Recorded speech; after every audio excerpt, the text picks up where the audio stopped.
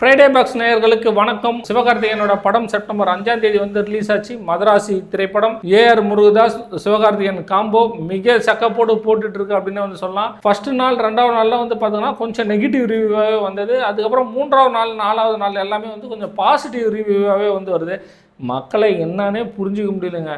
வந்து ஒரு சிலவன் திட்டுறான், ஒரு சிலவன் பாராட்டுறான், ஒரு சிலவங்க பேசாமையும் போகிறாங்க. மக்களோட மனநிலையே சுத்தமாகவே புரிஞ்சுக்க முடியல. ஏன்னா கிட்டத்தட்ட வந்து ஒரு 3 நாள் நம்மளே வந்து பார்த்தோங்கன்னா பப்ளிக் டாக் வந்து எடுத்திருக்கோம். அதில் ஃபஸ்ட்டு நாள் வந்து கொஞ்சம் நெகட்டிவ் ரிவ்யூ வந்தாலும் 2வது நாள் 3வது நாளில் கொஞ்சம் பாசிட்டிவ் ரிவ்யூவாகவே வந்து கொடுத்துருக்காங்க. இந்த நிலையில் கிட்டத்தட்ட மதராசி படத்தினுடைய பட்ஜெட் 180 கோடின்னு வந்து சொல்ல போகிறது. அந்த 180 கோடியில் இப்போ வந்து பார்த்தோன்னா 63 கோடி வந்து கலெக்ஷன் ஆகிருக்கு அப்படின்னு வந்து சொல்கிறாங்க. இந்த 180 கோடிலாம் எடுத்துருவாங்க அப்படின்னு தான் சொல்லிட்டு நினைக்கிறேன். ஆனால் விக்கிமீடியாவில் வந்து அவங்க அஃபிஷியலாக போட்டுக்கிறது வந்து 63 கோடி அப்படின்னு வந்து சொல்கிறாங்க. ஆனால் வெளியில் வந்து பரவுறது எல்லாமே வந்து பார்த்தோன்னா 100 கோடிக்கும் மேலே வந்து கலெக்ஷன் பண்ணியிருக்கு அப்படின்னு வந்து சொல்கிறாங்க.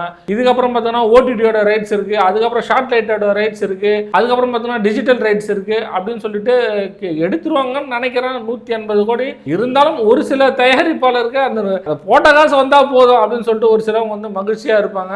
ஆனால் இவருக்கு இப்போ வந்து பார்த்தோன்னா விக்கிமீடியாவில் 63 கோடின்னு போட்டிருக்காங்க. நியூஸ்ல வந்து பரவுறது வந்து பார்த்தோம்னா 100 கோடிக்கும் கொஞ்சம் மேல அப்படின்னு சொல்றாங்க. ஆனா உண்மை நிலவரம் இன்னும் கொஞ்சம் சில நாட்கள் பொறுத்து தாங்க தெரியும். முழுமையான பாக்ஸ் ஆஃபீஸ் கலெக்ஷன் வந்து தயாரிப்பாளர் வெளியிடும் வரை காத்திருப்போம். நன்றி.